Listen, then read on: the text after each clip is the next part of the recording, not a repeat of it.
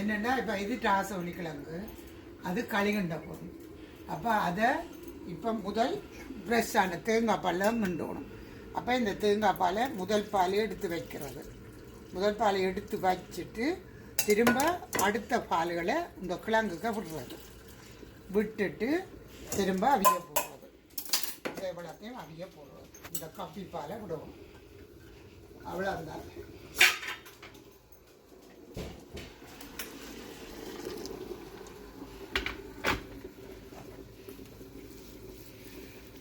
என்னென்னா 15 நிமிஷம் இதை ஸ்லோவாக அவிய விட்டு 15 நிமிஷத்தில் அவிஞ்சு ரெடி ஆகிட்டுது. அவசரப்பட்டு திரும்ப இப்படி வேகமாக நெருப்பை கூட்டி விட்டோ ஒன்றும் செய்யக்கூடாது. சரியான ஸ்லோவில் விட்டு அது தண்டை பாட்டுக்கு அவிய மட்டும் விட்டு தான் இப்படி நசிக்கக்கூடாது.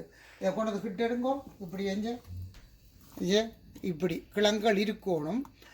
தண்டை பாட்டுக்கு இது அவிஞ்சு 15 நிமிஷத்தில் இப்படி வந்திருக்கு. இன்னும் கொஞ்சம் தண்ணி விடக்கலாம். இனித்தான் நான் பால் விட போகிறோம். சீனி போட்டேன் ஆல்ரெடி. இந்த தேங்காய் பால்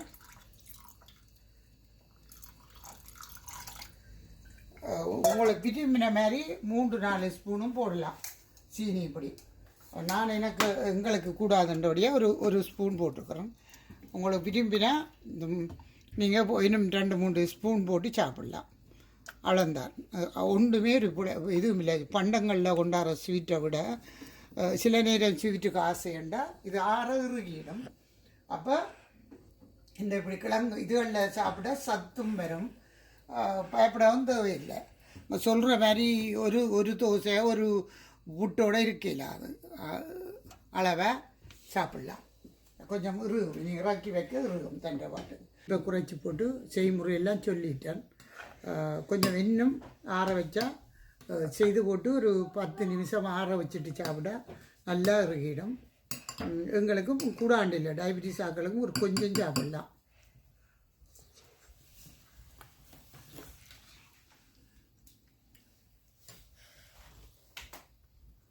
ஓகே.